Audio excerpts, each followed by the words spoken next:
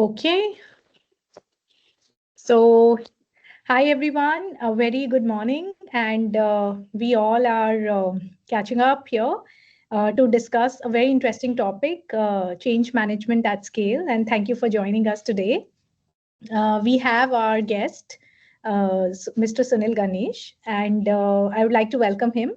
Sunil comes with almost 25 plus years consulting experience with companies like PwC, and now runs his own consulting firm in the space of leadership development, change management, and transformation. He would be we would be today discussing together how some of the things in the world are changing when it comes to the transformations, change management, and really would try to answer some interesting questions around that. So with that agenda, let's welcome Sunil. I am Nikita, and I would be the host for this session. I'm the founder of Eubrics AI, and really looking forward to an exciting talk show. Welcome, Sunil. Thanks a lot, Nikita, and good morning to all our friends in the US. It's indeed a pleasure to have this conversation on change, which is always a very interesting topic to talk about. So let's get started. Awesome. So let's get started on that note. So Sunil, would just want to have like a more casual conversation around this and try to understand a little sneak peek into how organizations are looking at change management. So in today's world, everything is changing so rapidly. And we keep listening to new buzzwords, new technologies, new regulations, and so much happening. So, in this world, what are the top big changes that organizations are gazing at that required scaled interventions? Mm, Good one. So, in fact, as we see around, there's plenty that we can say is causing or triggering change. Just to give you an idea, entire body of change is happening around how to use AI, because suddenly this is becoming the buzzword over the last maybe a year or so. It has suddenly caught the imagination of people. Uh, Data analytics has always been there, that people are keen to see how to use it. Uh, the other aspect that triggers change is when organizations come under cost pressures, that we need to find innovative solutions, reduce our cost, become more productive, more efficient. How can I provide better customer services at maybe a lower cost than what it was earlier? How can I enhance experience? So that's Mhm. another body of change. A third line of change happens when organizations start to relook at the way they are structured, the way they are having their reporting relationships amongst team members, and at the same time, how they leverage culture. So is culture relevant in this context of AI? Something needs to be done. That part is Mhm. there. And not, of course, to forget about the implications that regulation at times throws at people, data privacy, cybersecurity, or for that matter, if we talk of recently tariffs, what might impact that it might have.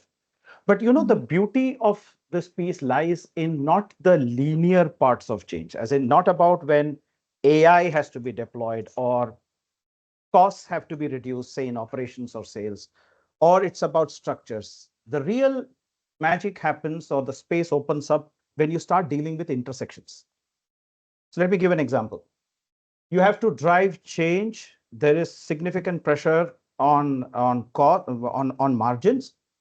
Customers are becoming extremely demanding, and I have a large workforce which is very young. Now, what happens when all these three come together? Change is then no longer linear. It has to be hit and addressed at multiple dimensions, and that creates a very or opens up a very exciting space for change practitioners to and organizations to unlock and deliver value. So lots that is happening, and its implications change significantly if the change is over a longer duration of time. Mhm. So what Mhm. might be needed to be done, say, in 3 to 6 months, Mhm. vis-a-vis visible, tangible results to be delivered, say, over 2 to 3 years. There's Mhm. a two very different stories, two very different set of challenges to be dealt with. So, and organizations may fall in any of these. It could be linear. They might just be dealing with a process change. or in sales, they might be going more digital, to somewhere where there is a large scale transformation happening, which is impacting your operations, people, sales, technology, all that put together. So enormous range exists for change to manifest. Amazing. Thank you so much for really nuancing that, Sunil. In fact, when we see organizations around us, it's always about the spectrum that's been looked at, and small changes are almost a part of our daily lives. And when it comes to larger changes, things Mm, become much more complicated, right? mm, So, mm, when we look at some of the large scale changes that you're talking about, mm. what do you think that are essential ingredients that set the tone right? Because if change not done so well can really cause far more damage than the impact and outcome that we intend to achieve from it. And just to quote like a number that has not changed for almost a decade now, that 70% change transformations fail. So, what are those magic ingredients in your experiences with clients, and being a consultant, where you really recommend that these are few ingredients that set the tone right? So I'm reminded of a consulting statement that a lot has already been said, but a lot more could have been done on this particular aspect. But I really liked what the way you set this up, saying setting the tone. So in my view, one of the most critical aspects that, especially in the context of assignments, projects, or change initiatives that have not worked, Mm-hmm. is often the lack of quality of thought that goes into shaping, defining, addressing the entire aspect of change. Now, what do I mean by that when I say quality of thought? See, very often we find change happens or is very often triggered when certain leaders sense an opportunity, see the relevance of it, and believe that we need to dive in straight to make the best out of it.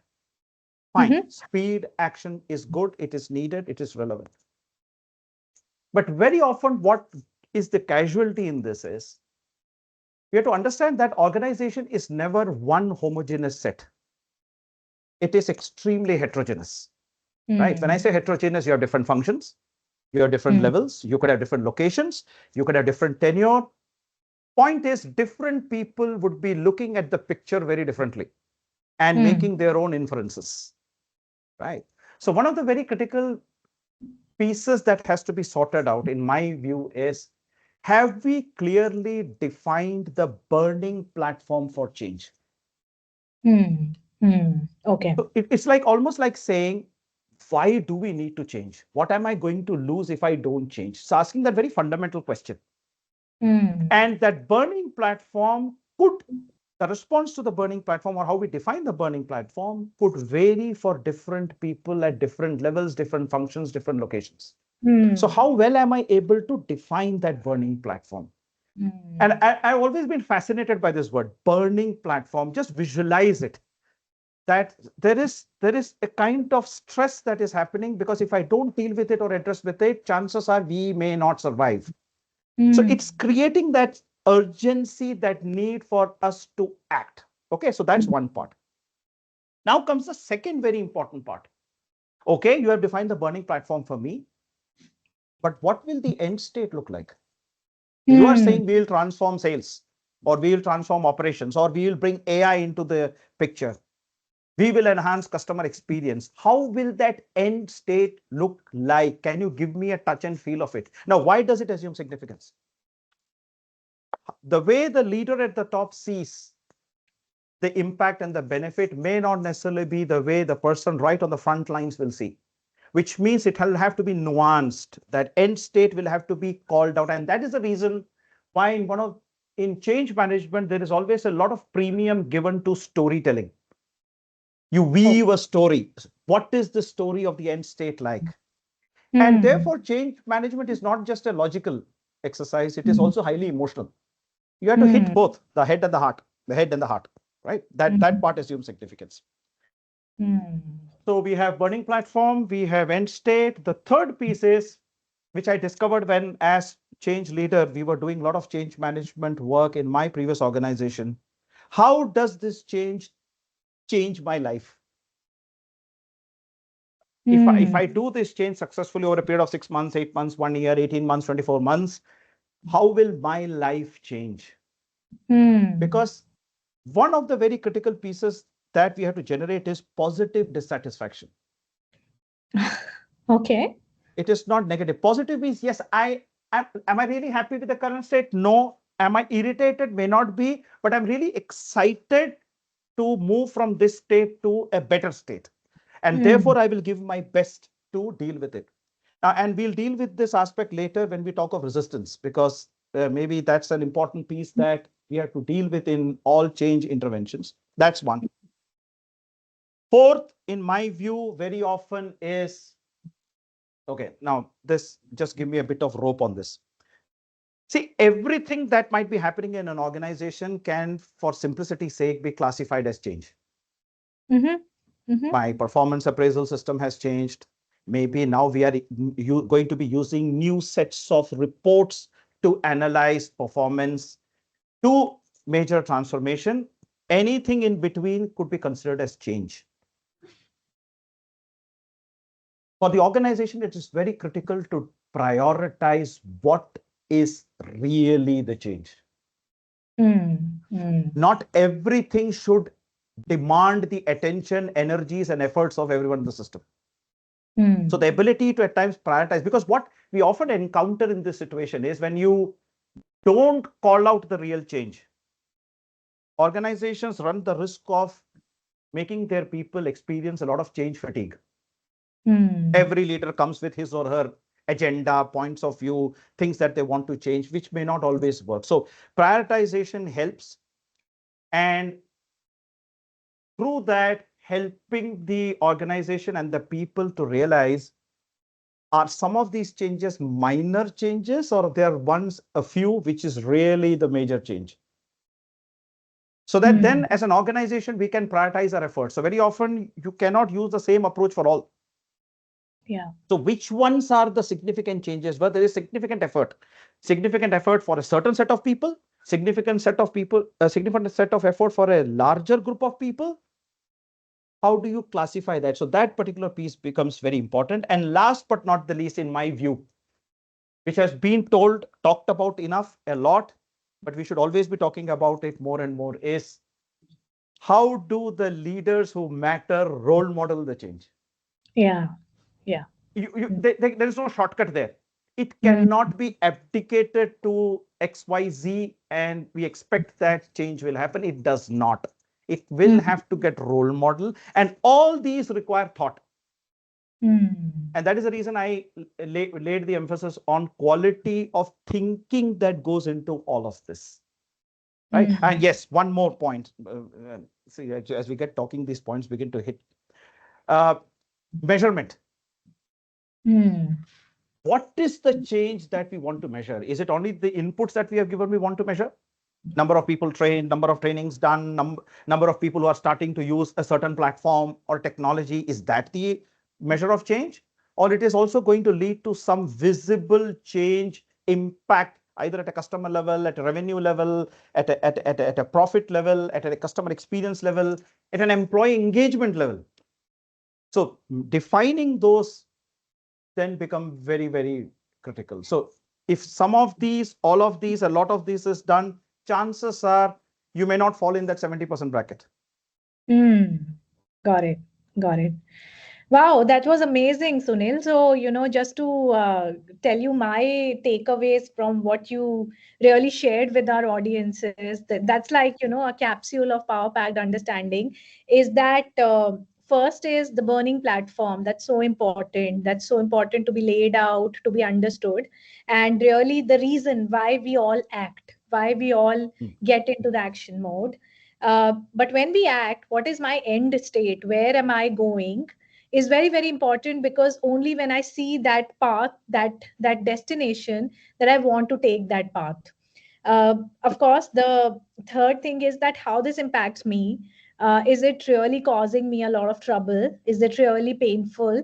But if I have that strong burning platform combined with great ideal state, end state, I may still just want to do it, even if it hurts me in the short term. Uh, the fourth that you said is about prioritizing. There are so many things, there could be so many burning platforms that if I start jumping around, it basically will lead me to nowhere and my commitment will get diffused. And the last is that how my leaders are really enabling, role modeling that change. So, Mm, just reminds me of one of the practices that we are following at Eubrics, and we're trying to scale up our business. And we have done a lot so far to just basically solve the problems that come our way in a haphazard way, but in the more effective way. So we always chose not to bound ourselves with the processes, but mm, really solve problems quickly. And we prioritized pace over process. But now, as we scale up, as we grow, we have learned so much that now, as a team, we follow like a regular cadence every week. That are we working towards scalability? Are we standardizing? Is it simple? Is it easy for my team? For me, no, it's not. As founders, we always have to sort of role model, clearly define direction every week. But yes, when they see the ideal state, when they see us scaling, when they see mm, that when more clients are coming up, we are mm, not facing the same problems, we are not asking the same questions, it mm. becomes quite a reason for everyone to follow that goal, that path. So I think I would say these are five golden rules that you have Mm. just shared with us for us to evade that 70% bracket. So thank you for doing that. So with that, I would like to ask a very interesting question. So change has been a part of us as a race, as a culture since ever. Mm. So what in this today's world you feel, is there any superpower to make this happen? Because burning platform and end state for every individual could be different. Mm. And while it looks very simple, it is so difficult for large scaled companies to implement any such change till the last mile. So, do you think we have anything in today's world that can help us out? In fact, that's a very relevant question, and that's where I think when you look at technology and what technology can enable, these are the realms of possibilities that are opening. Uh, so let me elaborate or expand on this particular piece. We are talking about operations. We are talking about changes or enhancing sales experience, customer experience, say at a very different level, employee engagement. Imagine I can now support individuals as they make that change journey and customize it for them depending on their interests, their moods, what they like. For example, somebody would turn back and say, I'm a morning person. I do not like too many long inputs, long narratives about issues. Give me messages which are crisp. Mm, Somebody would turn back and say, I learn best if you can tell me some specific concrete actions that I can apply. Right? A mm, third person would say, I like this, but I'm I'm flexi. I'm flexible. Sometimes I want this, sometimes I want that. But what I really enjoy is if I could speak to someone and bounce mm, off my ideas, because I see myself as an ideas person. Now imagine there is so much of variety. No two individuals are ever alike.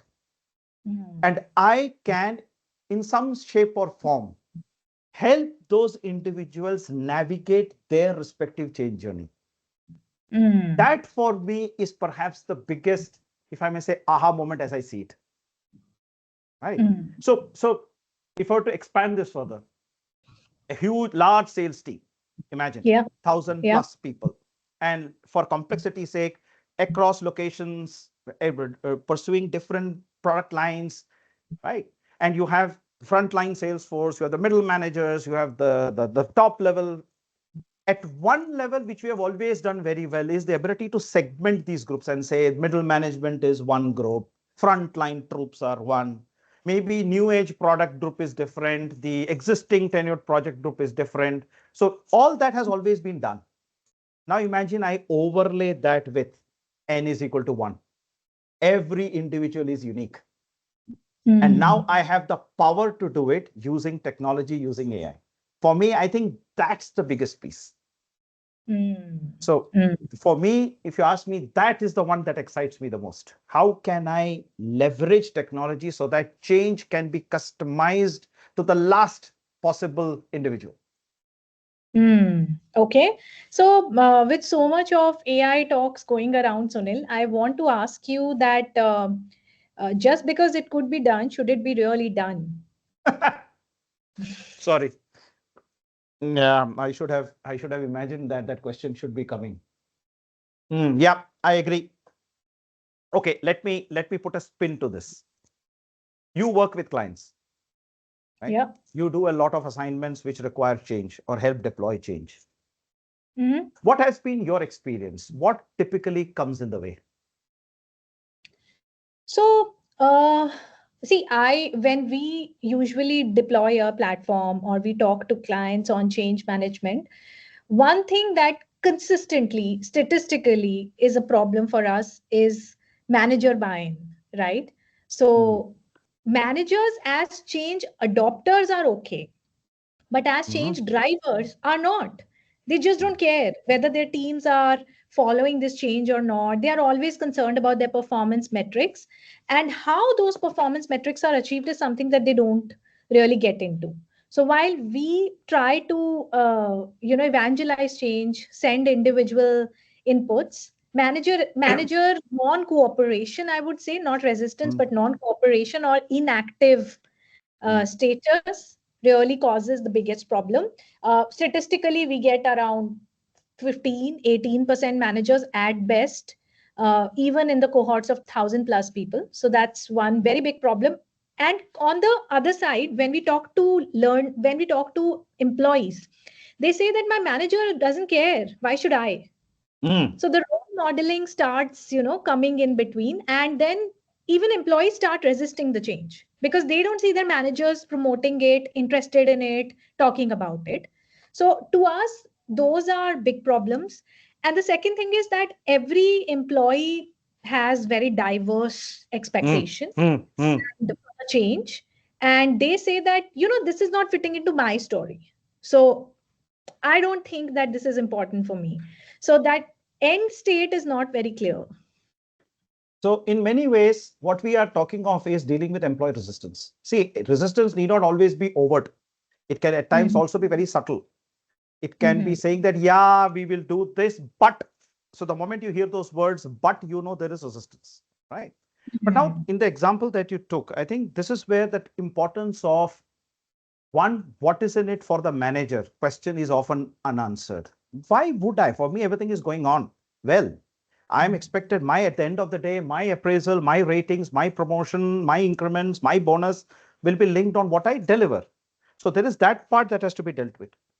But the larger issue here is, and that's often a question that we have to deal with in every change management, is how early have we involved this set of people into this Mhm. entire change management story? See, if I'm told that I'm supposed to do this, you will find resistance. But if I can work out a way by which I can involve them in generating the story, building the Mhm. case, working out a solution, I'm not saying everything will be sorted, everybody will align. No, you will still have a few who may not align, but a larger population will typically move in. Now, Mhm. again, look at the advantage here. The middle manager who seems to be the trouble, imagine you can now enable him or her to make that transition at their own pace. Yeah. Okay.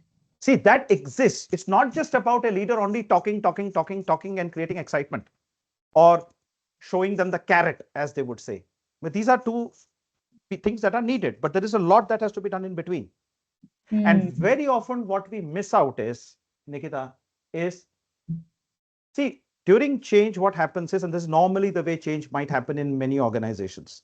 There is an initiation, people are told what is to be changed, they are equipped, there is some training, there is some awareness, there is some support, there is some lot of fanfare, and then there is routine work. It is in this routine work that they are supposed to deploy change. Mhm. Not many organizations or change interventions are equipped to deal and support people on a daily basis. Mhm. See, you expect a lot from the manager to step in to do change. But Hmm. let's also be fair. The manager didn't join the organization to drive change management. He Yeah. or she had joined it because they are experts in a certain field of work. A salesperson, an operations person, an R&D person, a finance person. That's their core competence. Now Hmm. imagine I use technology to say, you take care of finance, you take care of sales, you take care of ops. These are the nuances or nudges or guidance that is available to you. You can use it at your own pace to make it happen. Hmm. Of course, it has to be palatable. It has to be exciting. We are not denying that, but that is possible now at scale. Hmm. Interesting. Yeah. Interesting. Yeah, we live in a world where people are quite attention deficit. So if it Mm, could be done incorporated in their daily work, and it gives them like a daily reason to act, to change, I think it's better. So yeah. So okay, I think that's amazing. So Sunil, coming back to one last point, and I'm being mindful of the time as well. mm, mm. So as we wrap this up, I think this was wonderful. Just like few pointers that I would like to summarize on is that quality of thought is extremely important. It should come from top to bottom. It has to have, the need, burning platform and end state, and most Mm, importantly, the change has to be a unique case for everyone, baked into their routine work. So mm. that's how I would summarize and would open the platform for any questions that our audience would have for you. Oh, So, guys, if you have any questions, you can put it in the chat box. We have disabled the chat, the conversation, but you definitely can put it in your chat box and we can pick it up. Or Sohan, if you have any questions from the audience, you can pick it up and post it into the chat. Okay, so Emily asks, does DEI come under change management too? yes, yes. Absolutely. Wherever there is a change in behavior or set of actions expected, it, in my view, falls under change management because you are asking people to change a certain behavior and adopt something new and different. So, yes, DEI will come under change management. Awesome. Amit asks how to convince leadership that we need change. Oh, wow. That's the other way around, it seems. Okay. It will be a fairly never be a straight line. So let's try to split it up saying that as say a manager of a certain authority and level, I want to influence my seniors and superiors that something needs to be done. One, as somebody told me many years ago when I was driving change, till the time it does not matter to the person at the top, change will not be taken up. What that essentially translates is we will have to continuously show data, highlight the importance, depending on the leaders influencing style, what they get influenced by, play that game accordingly. So if they are more logical, provide logical reasons. If they are a bit more emotional, talk about that. But very often a question that often works, at least in my experience, I have seen it work, is talk to them about the cost of not doing anything. Chances Hmm. are most leaders will buckle there because that fear of being irrelevant often makes them step in and pick up the change. So it can be a fairly long haul. So one may need to be like a woodpecker, be at it. Interesting. That's quite an amazing tip, I would say, Sunil, for all of us that we need to show cost of inaction to people. So I think that's amazing. Any other questions, guys, you have? We just are right on time. So if any one last question, if we can pick up, if there is any. Otherwise, we are good to go.